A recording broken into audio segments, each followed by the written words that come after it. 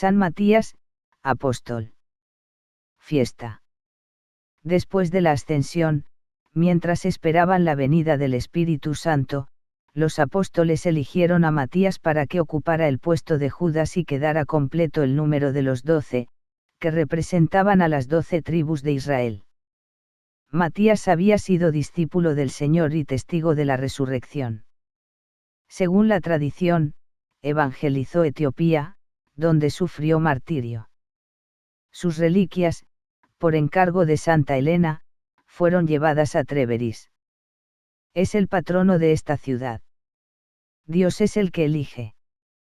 Nunca faltan las gracias para llevar a cabo la propia vocación. La felicidad y el sentido de la vida están en seguir la llamada que Dios hace a cada hombre, a cada mujer. 1. No sois vosotros los que me habéis elegido, soy yo quien os he elegido y os he destinado para que vayáis y deis fruto, y vuestro fruto permanezca. Después de la traición de Judas había quedado un puesto vacante entre los 12. Con la elección del nuevo apóstol se había de cumplir lo que el mismo Espíritu Santo había profetizado y lo que Jesús expresamente había instituido. El Señor quiso que fueran 12 sus apóstoles. El nuevo pueblo de Dios debía estar asentado sobre 12 columnas, como el antiguo lo había estado sobre las 12 tribus de Israel. San Pedro, ejerciendo su potestad primada ante aquellos 120 discípulos reunidos, declara las condiciones que ha de tener el que complete el colegio apostólico, según había aprendido del Maestro, el discípulo ha de conocer a Jesús y ser testigo suyo.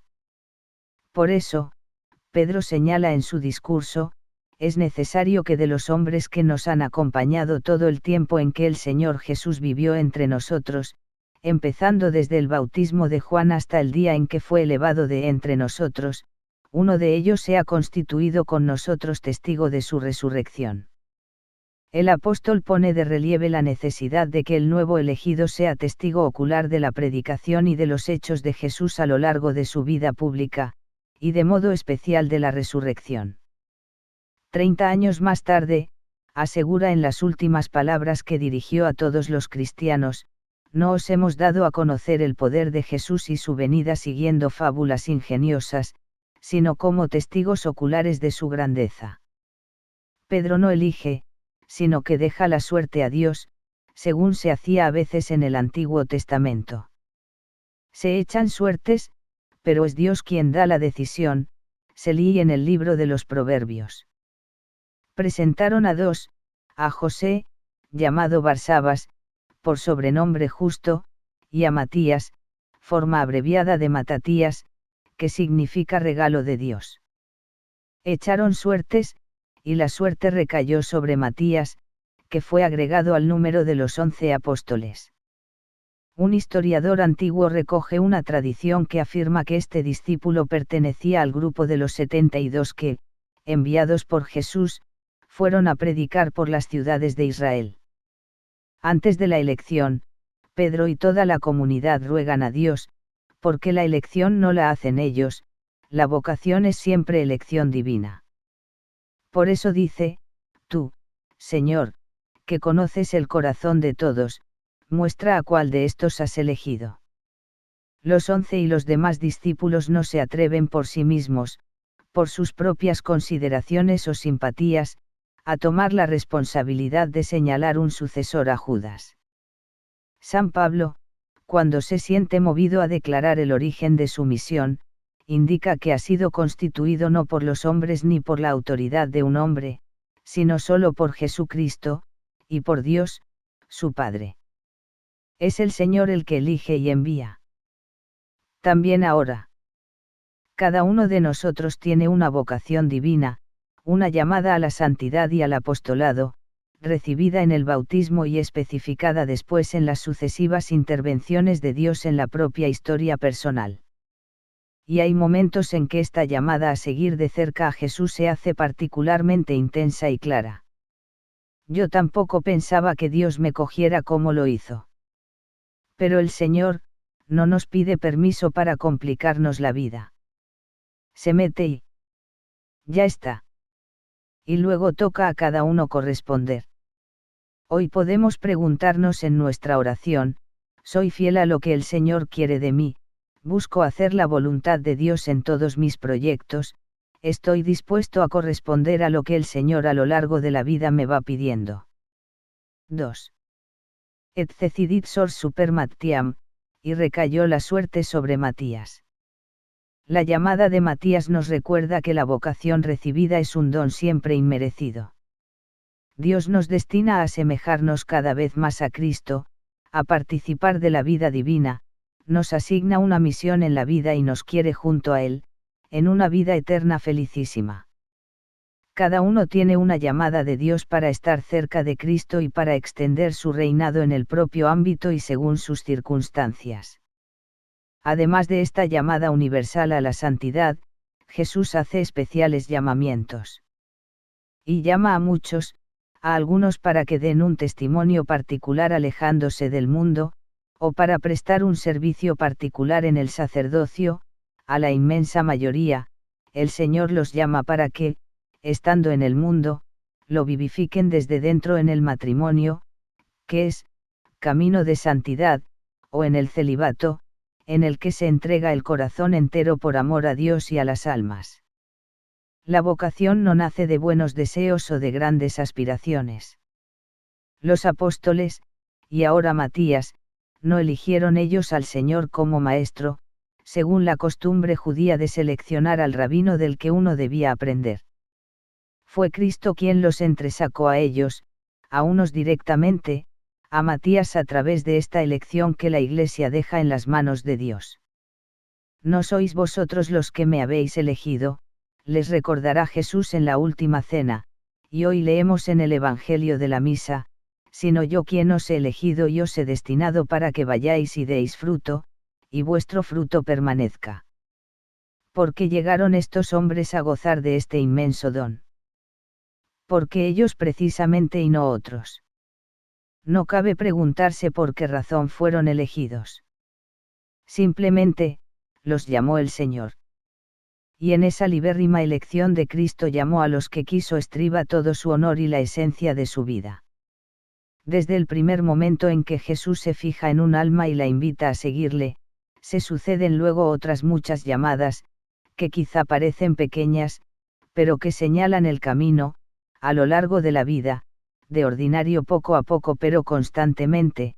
Dios nos propone con invitación exigente muchas determinaciones de esa llamada radical, que implican siempre la relación de persona a persona con Cristo.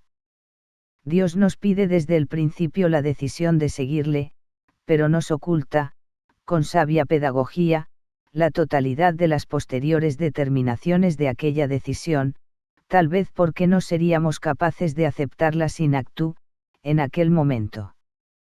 El Señor da luces y gracias particulares en esos impulsos en los que el Espíritu Santo parece tirar del alma hacia arriba, en deseos de ser mejores, de servir más a los hombres, y de modo particular a los que cada día conviven con nosotros.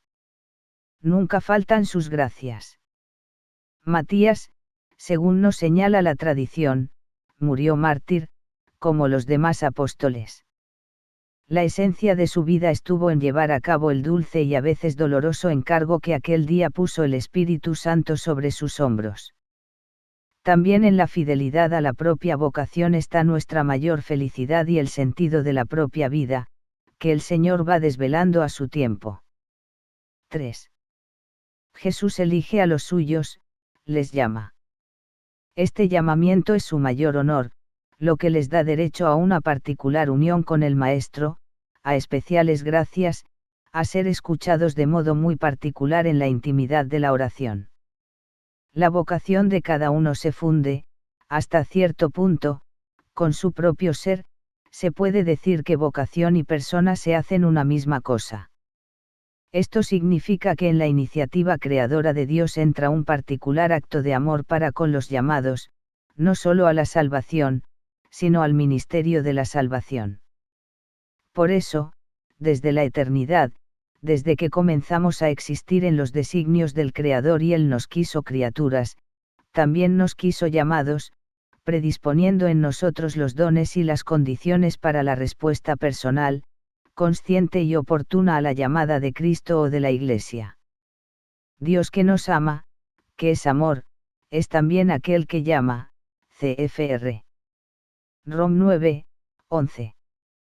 Pablo comienza sus cartas así: Pablo, siervo de Cristo Jesús, llamado al apostolado, elegido para predicar el Evangelio de Dios.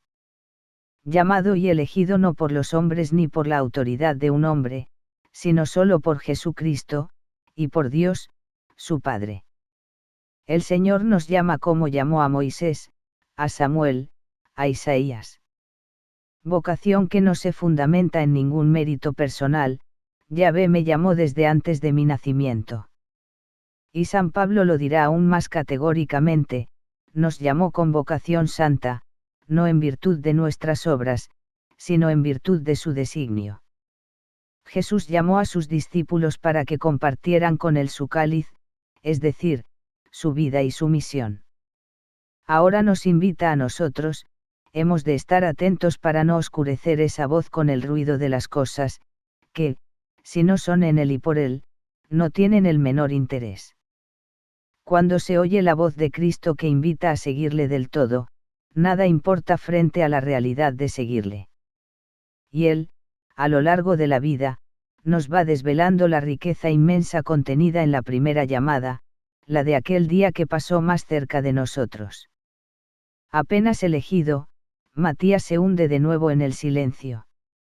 Con los demás apóstoles experimentó el ardiente gozo de Pentecostés.